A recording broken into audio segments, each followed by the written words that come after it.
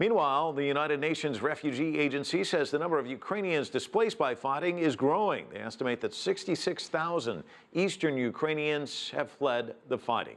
CCTV's Stephanie Freid has more from a refugee center just outside Kiev. When Father Nikolai was asked to help Eastern Ukrainians fleeing their homes for safety, he heeded the call, opening up this former kindergarten to families with nowhere else to go.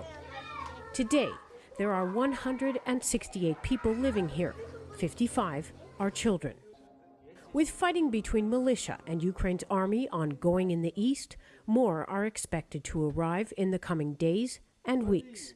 The United Nations Refugee Agency says there are about 20 other internally displaced persons, or IDP, absorption centers like this in the greater Kiev area alone.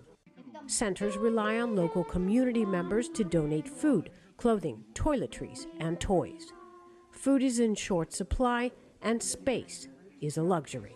This center is a two-floor facility. It's divided up by rooms that families share. They also share 5 toilets. That's 5 toilets for 168 people. Also, the children have a communal room, and that's where some of them live together. Nicole Elliott, a center coordinator, troubleshoots, calls donations, and even helps out when a child needs assistance jarring a loose tooth. She also listens. When they come, they're really shell-shocked. They don't know where they're coming to. They've had to leave everything they have behind. They come just, basically carrying a suitcase, if they could get a suitcase together in time. So they come and they don't even know what's happening. They're really worried about the people that are left behind.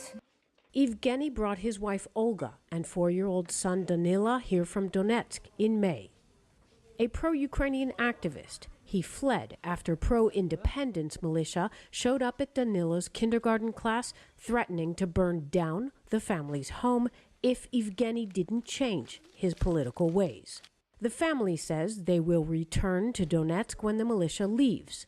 If that doesn't happen, they'll make a new home in Kiev. One of the biggest challenges, shielding Danila from the reality left behind. He already understands that there is a war.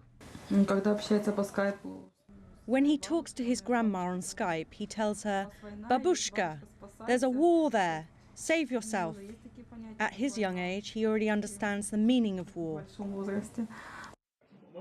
Stephanie Freid, CCTV, Kotelbinska, Ukraine.